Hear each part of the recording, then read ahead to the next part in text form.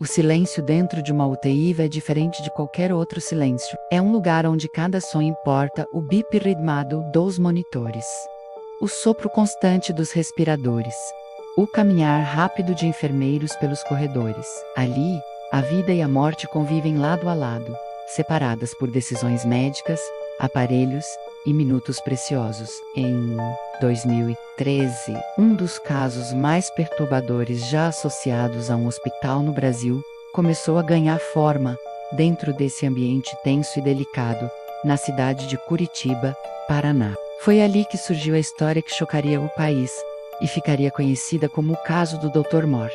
No centro de tudo estava a médica intensivista Virgínia Soares de Souza, chefe da UTI do Hospital Evangélico. Ela era uma profissional respeitada, conhecida por sua postura firme e por trabalhar há anos em um dos setores mais difíceis da medicina: o cuidado intensivo de pacientes em estado grave. Na unidade de terapia intensiva, as decisões são rápidas, duras e muitas vezes envolvem situações extremas.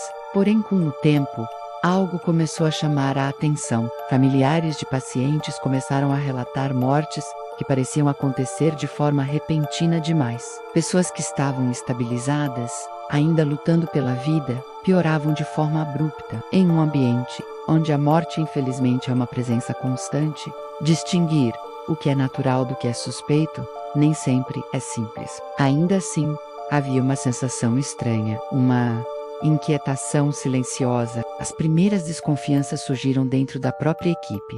Profissionais começaram a perceber padrões. Alguns pacientes tinham aparelhos desligados ou recebiam sedação em momentos considerados questionáveis. Pequenas conversas de corredor começaram a circular. Sussurros, olhares desconfiados, mas ninguém falava abertamente. A situação começou a mudar quando investigações internas e denúncias passaram a ser feitas. A polícia foi acionada e uma apuração sigilosa teve início. O que veio à tona chocou o Brasil inteiro. Gravações feitas durante a investigação teriam registrado conversas em que a médica comentava sobre a necessidade de liberar-letos.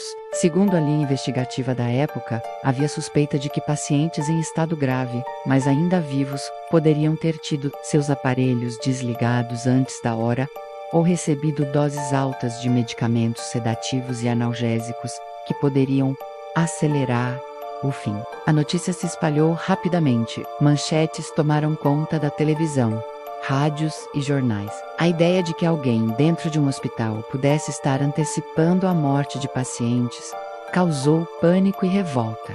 Para muitos, parecia roteiro de filme, mas estava acontecendo em um lugar real, com pessoas reais. A unidade de terapia intensiva, que deveria ser um espaço de esperança, passou a ser vista por alguns como um cenário de medo. Familiares começaram a revisitar lembranças. Momentos finais de parentes falecidos voltaram à mente. Perguntas surgiram. Será que foi natural? Será que poderia ter sido diferente? Será que houve pressa? O caso ganhou proporções enormes. Estima-se que dezenas de mortes tenham sido analisadas durante a investigação. Prontuários médicos foram revistos, procedimentos foram questionados. A polícia e o Ministério Público passaram meses reunindo depoimentos, documentos e gravações. A médica acabou sendo presa na época, o que intensificou ainda mais o impacto do caso. O país inteiro acompanhava cada detalhe. Alguns profissionais da área da saúde se manifestaram em defesa dela, dizendo que decisões difíceis fazem parte do trabalho em UTIs. Outros afirmavam que havia algo muito errado. A figura do anjo da morte começou a ser mencionada em reportagens e discussões. Esse termo é usado para descrever casos em que profissionais de saúde, em diferentes partes do mundo, foram acusados de provocar mortes em série dentro de hospitais. A simples comparação já era suficiente para gerar medo e curiosidade, mas o caso era complexo. Em uma unidade de terapia intensiva, muitos pacientes estão em estado crítico. Muitos não resistem, mesmo com todos os esforços médicos. A linha entre um procedimento para aliviar o sofrimento e uma decisão precipitada pode ser difícil de provar. E foi exatamente isso que tornou toda a história ainda mais angustiante. Enquanto a investigação seguia, o clima no hospital era pesado. Funcionários estavam abalados. Alguns se sentiam culpados por não terem percebido algo antes. Outros temiam estar sendo julgados injustamente. A confiança, que é essencial em um ambiente hospitalar, parecia quebrada. Do lodo do fora, familiares das supostas vítimas viviam uma mistura de dor e incerteza. Alguns queriam justiça, outros queriam respostas.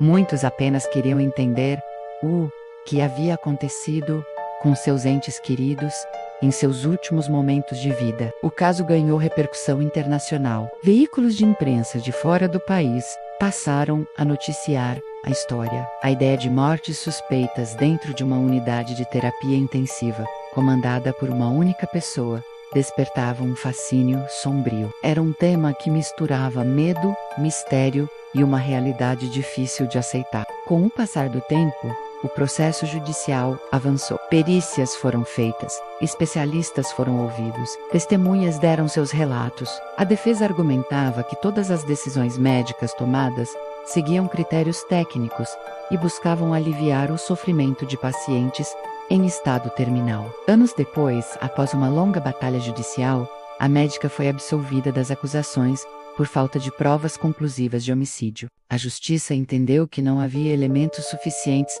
para comprovar que houve intenção de matar. Mesmo assim, o caso já havia deixado uma marca profunda. A história continuou sendo lembrada como um dos episódios mais perturbadores ligados à medicina no Brasil. O apelido Doutor Morte ficou gravado na memória coletiva, associado ao medo de algo que talvez nunca tenha sido totalmente compreendido. Até hoje, quando se fala sobre o caso, surgem debates intensos.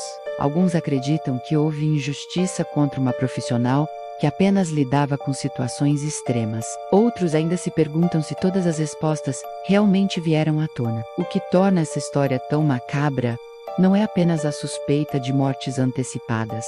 É o cenário, um hospital, um lugar onde famílias depositam toda a sua esperança, onde pessoas confiam suas vidas nas mãos de profissionais que lutam diariamente contra a morte. Pensar que algo sombrio poderia ter acontecido ali mexe com o imaginário de qualquer pessoa. A unidade de terapia intensiva é um espaço onde decisões são tomadas em segundos, onde médicos precisam agir rápido, onde o limite entre salvar e perder alguém é muito frágil. Nesse ambiente, qualquer suspeita se torna ainda mais pesada, mais difícil de esquecer. O caso de Curitiba virou documentários, reportagens especiais e discussões em programas de televisão. Não apenas pela gravidade das acusações, mas porque tocou em um dos maiores medos humanos: o de estar vulnerável e depender completamente de outra pessoa para continuar vivendo. Mais de uma década depois, a história ainda é lembrada como uma das mais inquietantes do país. Um episódio que misturou dor, suspeita, justiça e um silêncio pesado que parece ecoar até hoje pelos corredores da memória. E talvez seja justamente isso que faz essa história permanecer tão viva. A sensação de que dentro de um lugar feito para salvar vidas, por um momento, a confiança foi colocada em dúvida. E quando isso acontece, o medo ganha espaço. Porque, em um hospital, cada bip pode significar esperança, mas também pode ser o último som antes do silêncio definitivo.